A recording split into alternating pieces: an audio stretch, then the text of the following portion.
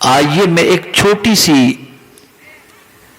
بات آپ کے گوش گزار کرنا چاہوں گا اور پھر میں آپ سے پوچھنا چاہوں گا کہ جو ایمان رسول اعظم صلی اللہ علیہ وسلم پیش کر رہے ہیں اس ایمان کے حوالے سے خود اپنی زندگی میں جائزہ لے کر کے دیکھیں کہ کیا وہ ایمان ہماری زندگی میں ہے۔ آقا کریم رؤوف الرحیم علیہ التحیۃ والتسلیم سے پوچھا گیا مل ایمان، اے اللہ کے رسول صلی اللہ علیہ وسلم ایمان کیا ہے؟ اس لیے کہ یہ بات اچھی طریقے سے یاد رکھیں کہ ایمان کسی کمزوری کا نام نہیں، ایمان طاقت کا نام ہے۔ ایمان بزدل نہیں بناتا، ایمان طاقتور بناتا ہے۔ ایمان ناکام نہیں کرتا، ایمان کامیاب کرتا ہے۔ ایمان جنت میں لے جانے کا بھی ذریعہ ہے اور دنیا اور آخرت میں کامیابی کی ضمانت بھی ہے۔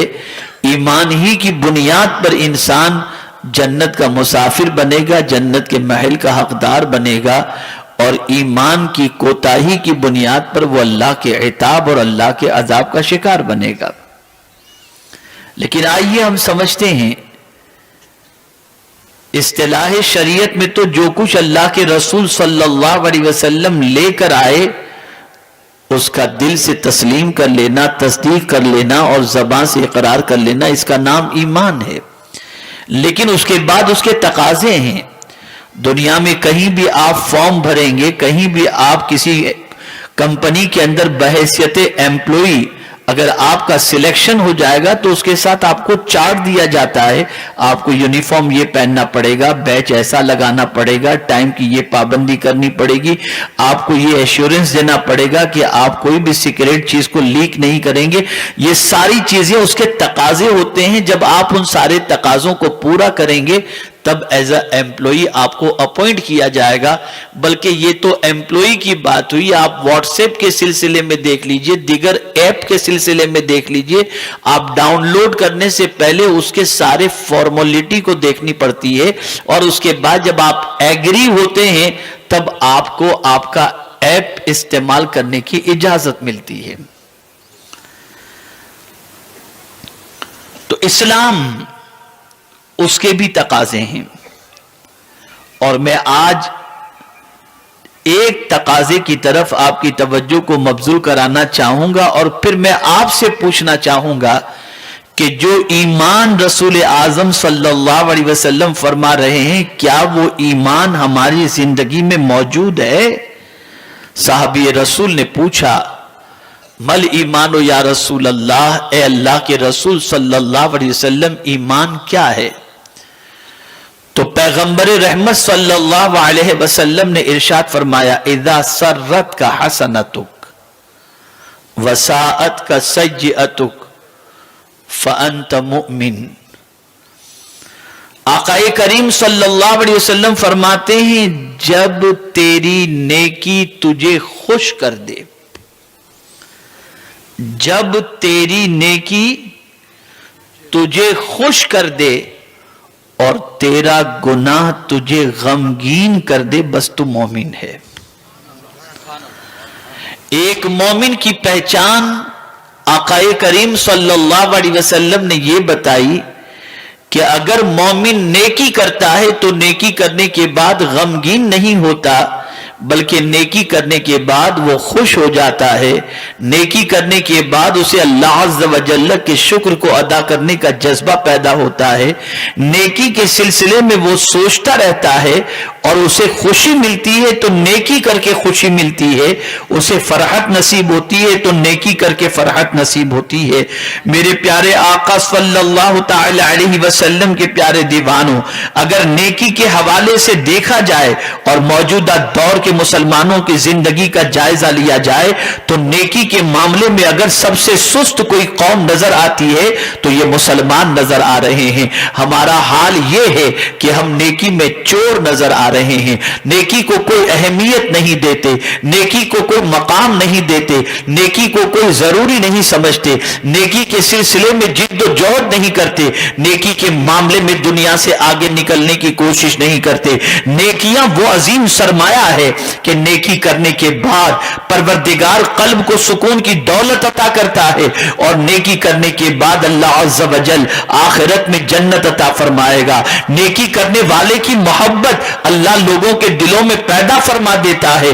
نیکی کرنے والے سے زمین بھی محبت کرتی ہے, آسمان بھی محبت کرتا ہے, چرند و پرند بھی محبت کرتے ہیں, شجر و حجر بھی محبت کرتے ہیں, زمین و آسمان بھی محبت کرتے ہیں, بلکہ آسمان کا خالق بھی نیکی کرنے والے سے محبت کیا کرتا ہے. لیکن افسوس جس قوم کا مزاج یہ ہو کہ نیکی کو حقیر سمجھے, نیکی کو معمولی سمجھے, نیکی کو ضروری نہ سمجھے, وہ قوم زمین پر باعزت و باوقار زندگی کیسے گزار سکتی ہے؟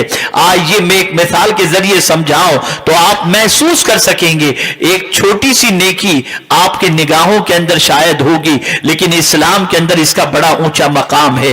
آئیے میں آپ کو نیکی کے بارے میں بتاؤں. اللہ اکبر, سلام کرنا یہ نیکی ہے. چھوٹے کو سلام کرو, بڑے کو سلام کرو, چلنے والے کو سلام کرو, بیٹھنے والے کو سلام کرو, سلام میں پہل کرو, یہ نیکی ہے. اللہ اکبر. میرے پیارے آقا صلی اللہ تعالی علیہ وسلم کے پیارے دیوانوں, لیکن آج معاشرے کا جائزہ لیا جائے تو بڑی عجیب سچویشن ہو گئی ہے.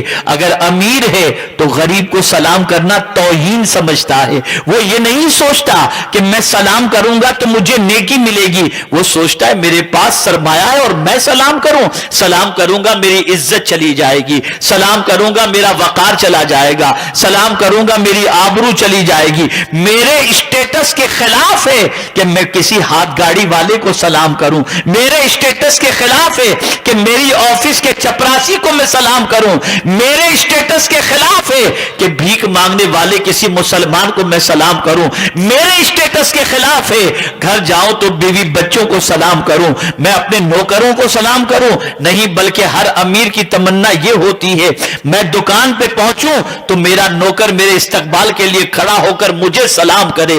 میں اسے کیسے سلام کروں؟ پتہ یہ چلا غرور اتنا دماغ میں بھر چکا اور نیکی کی اہمیت اتنی ختم ہو چکی جس کی کوئی انتہا نہیں. آج سلام کے سلسلے میں دیکھا جائے تو آدمی اسے اہمیت نہیں دے رہا. اللہ اکبر. فرمایا گیا اپنے گھر میں داخل ہو تو سلام کیا کرو. یہاں تک فرمایا گیا کہ اگر تمہارے گھر کے اندر کوئی ہے نہیں, تم گھر کا دروازہ خود کھول رہے ہو, تالا کھول کے خود گھر کے اندر داخل ہو رہے ہو, خالی گھر میں بھی داخل ہو تو تم کہو السلام علیکم, پھر اس کے بعد درود شریف پڑھو, اس کے بعد سورہ اخلاص پڑھو, اللہ تمہارے گھر میں برکتوں کو نازل فرما دے گا. اے رسول اعظم صلی اللہ تعالی علیہ وسلم کے دیوانوں, آپ ذرا اندازہ لگائیں ہم نے کہاں سے یہ سیکھ لیا کہ سلام ہم کریں. اللہ اکبر.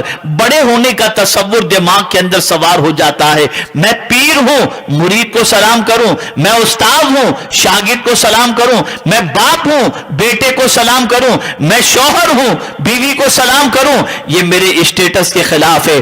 دنیا کا کوئی بھی انسان اس مقام تک نہیں پہنچ سکتا جس مقام پر علم کے اعتبار سے, دولت کے اعتبار سے, مقام کے اعتبار سے, مرتبے کے اعتبار سے, ہر اعتبار سے اگر میں یہ کہوں تو غلط نہ ہوگا کہ بعد از خدا بزرگ تو یہ قصہ مختصر, سرکار صلی اللہ علیہ وسلم کا مقام اللہ کے بعد سب سے افضل و اعلیٰ ہے. لیکن قربان جائیے پیغمبر رحمت کی نیکی کے جذبے کے سلسلے میں کہ مدینے کی گلیوں کے بچے کہا کرتے تھے کہ کبھی سرکار نے سلام میں ہم کو پہل کرنے کا موقع نہیں دیا. حضور جب گلیوں سے گزرتے تھے تو ہم ننھے بچوں کو پہلے سلام کر دیا کرتے تھے. آپ اندازہ لگائیں نیکی کا جذبہ, نیکی کے حوالے سے پیغام پیغمبر رحمت صلی اللہ علیہ وسلم دیتے ہوئے دکھائی دے رہے ہیں. اللہ اکبر. میرے پیارے آقا صلی اللہ علیہ وسلم کے پیارے دیوانوں, آج بے اطمینانی کی شکایت کر رہے ہو, آج بے قراری کی شکایت کر رہے ہو, آج روزی کی تنگی تنگی کی شکایت کر رہے ہو، آج بے چینی کی شکایت کر رہے ہو، آج ڈپریشن کی شکایت کر رہے ہو، آج دنیا کے اندر زوال کی شکایت کر رہے ہو، ظاہر سی بات ہے گناہ کبھی عزت نہیں دلاتا، اللہ کی نافرمانی کبھی عروج نہیں دلاتی ہے۔ جب تمہارا مزاج گناہ کر کے خوش ہونے کا ہو اور نیکی کر کے افسوس کرنے کا ہو، ایسی قوم کو میرا مولا عزت نہیں عطا کرتا۔ مولا کسے عزت عطا کرتا ہے؟ جسے نیکی کر کے خوشی محسوس ہو، اسے میرا مولا عزت عطا فرماتا ہے۔